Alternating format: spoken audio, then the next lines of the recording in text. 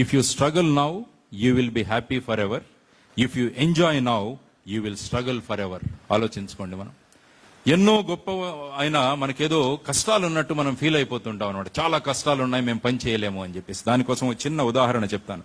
Michael Philips అని ఒక బ్రహ్మాండమైన స్విమ్మర్ ఉన్నాడు, మీరు చదివి ఉంటారు. ఆయన ప్రతిసారి maximum number of gold medals ఆయనకు దొరుకుతూ ఉంటాయన్నమాట. అదేవిధంగా 2008 సంవత్సరంలో బీజింగ్ లో ఎప్పుడైతే ఒలింపిక్స్ జరుగుతున్నాయో ఆ ఒలింపిక్స్ కోసం మైకేల్ ఫిలిప్స్ ఆయన ప్రయత్నం చేస్తున్నాడు అనమాట. ఒకరోజు ఏమైందంటే వర్షం పడుతున్న రోజు అతను కారులోంచి బయటికి వచ్చి అక్కడ కొద్దిగా నీళ్లుంటే ఆ నీళ్లలో స్లిప్ అయిపోయి ఆ మనిషి యొక్క రిస్ట్ ఫ్రాక్చర్ అయింది, మణికట్టు ఫ్రాక్చర్ అయింది. డాక్టర్ దానికి ఇది వేసేసి ప్లాస్టర్ వేసి 3 నెలలు నువ్వు ఈతకు వెళ్ళకూడదు అని చెప్పాడనమాట. చూడండి ఎంత సంకటం వచ్చిందో ఆ మనిషి మీద. ఒలింపిక్ లో ప్రతిసారి 8-9 గోల్డ్ మెడల్ సంపాదించే వ్యక్తికి ఒలింపిక్స్ కు 3 నెలల ముందు ఈ ఫ్రాక్చర్ అయ్యి డాక్టర్ చెప్తాడు నువ్వు స్విమ్మింగ్ పూల్ కు వెళ్ళకూడదు అని.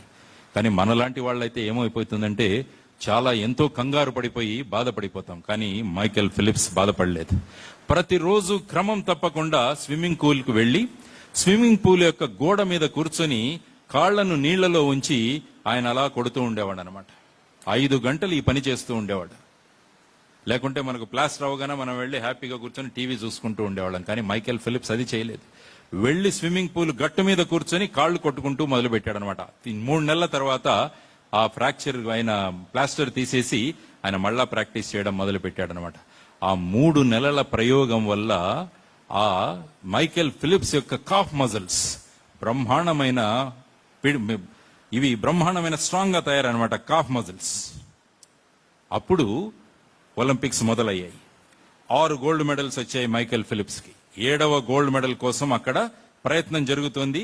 అది 100 మీటర్స్ బటర్ఫ్లై స్ట్రోక్. అందులో అతని contender Michael Phelps neck to neck గా వాళ్ళు స్విమ్మింగ్ చేస్తూ ఉండినారన్నమాట, ఈత కొడుతున్నారు.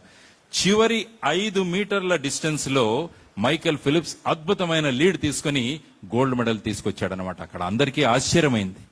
ఇప్పటి వరకు సమ ఉజ్జీలుగా వెలుగుతున్న వీళ్ళిద్దరూ ఈ ఆఖరి 5 మీటర్లలో మైకేల్ ఫిలిప్స్ ఎలా ముందుకు వెళ్ళగలిగాడు అని దాన్ని అనలైజ్ చేస్తే అప్పుడు అక్కడ ఉన్న ఎక్స్పర్ట్స్ ఏం చెప్పారంటే ఇతని కాళ్లలో ఉన్న శక్తి వల్ల ఆ చివరి 5 మీటర్లని తన ప్రత్యర్థి కన్నా ఎంతో అద్భుతంగా అతను ముందుకు వెళ్ళగలిగాడు అని అనలైజ్ చేస్తే అప్పుడు మైకేల్ ఫిలిప్స్ చెప్తాడనమాట, ఎప్పుడైతే నా మణికట్టుకు ఫ్రాక్చర్ అయ్యి నేను స్విమ్మింగ్ పూల్లో గోడ మీద కూర్చొని కాళ్లతో మాత్రమే చేసుకుంటూ నేను ప్రయత్నం చేశానో ఆ ప్రయత్నం నాకు ఇప్పుడు సఫలమైంది, అందువల్ల నాకు 7వ గోల్డ్ మెడల్ వచ్చిందని ఆ మహానుభావుడు చెప్పాడనమాట.